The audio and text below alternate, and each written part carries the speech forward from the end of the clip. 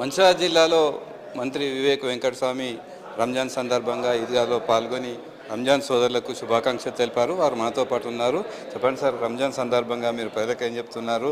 ప్రభుత్వం ఎలాంటి నిర్ణయాలు తీసుకోబోతుంది? ముస్లిం సోదరులకు ఆల్రెడీ మొన్న 400 కుట్టు మిషన్లు మన చెన్నూరు నియోజకవర్గంలో శాంక్షన్ అయింది. అసలు 360 అప్లికేషన్లు ఉన్నాయి, 400 మెషిన్లు వచ్చినాయి. కానీ టీఆర్ఎస్ నాయకులు అర్హత లేని వాళ్ళకి ఇచ్చినట్టు ఇంకా 40 ఉన్నాయి. అర్హత ఉన్న వాళ్ళందరికీ కూడా ఇచ్చింది. ఇది ఒక ఫ్యాషన్ అయిపోయింది, అన్నిటికీ విమర్శలు చేయడం ఒక ఫ్యాషన్ అయిపోయింది. నేను ఇదే కోరుతున్నాను మన ముస్లిం సోదరులకు. ఒక మంచి షాదీఖానా నేను ఆల్రెడీ మందమరిలో ఒకటి, చెన్నూరులో ఒకటి, 50 లక్షలు చెన్నూరు, 50 లక్షలు మందమరి, 2 షాదీఖానాలు కూడా కట్టే కార్యక్రమం తీసుకోవడం జరిగింది. ఇక్కడ ఆర్కేపీలో కూడా మొన్న వచ్చినప్పుడు వారికి బోర్వెల్స్ కావాలన్నారు, కాంపౌండ్ వాల్ కావాలన్నారు. అది కూడా నేను శాంక్షన్ చేయించడం జరిగింది, ఇది ఆ కాంపౌండ్ వాల్.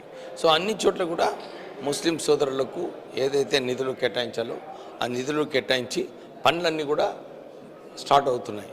సో ఈ తరుణంలో నిన్న రాష్ట్ర బడ్జెట్ ఏదైతే ఇచ్చినారో ఇది ప్రజల బడ్జెట్, ప్రజల కోసమే ఈ బడ్జెట్ తీసుకొచ్చినారు. పెన్షన్లు ఇస్తున్నారు. ఈ బడ్జెట్లో 5 లక్షల రూపాయలు జీవన్ బీమా, ఎవరైనా చనిపోతే 5 లక్షల రూపాయలు, మహిళలకు ఏదైతే ఫ్రీ బస్ స్టాప్ ఉందో అది కంటిన్యూ చేస్తూ మనకు సన్న బియ్యము, అన్ని పథకాలు 6 గ్యారంటీలు కూడా దానికోసం కూడా నిధులు కేటాయించడం జరిగింది.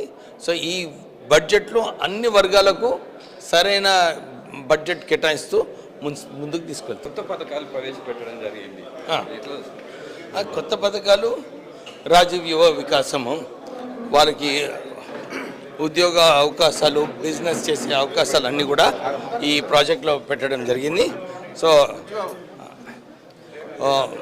మంచి పథకాలు ప్రజల కోసము పెట్టినారు. సో ఇవన్నీ పథకాలు కూడా సరిగా అమలు చేసే బాధ్యత రాష్ట్ర ప్రభుత్వం ఉంది.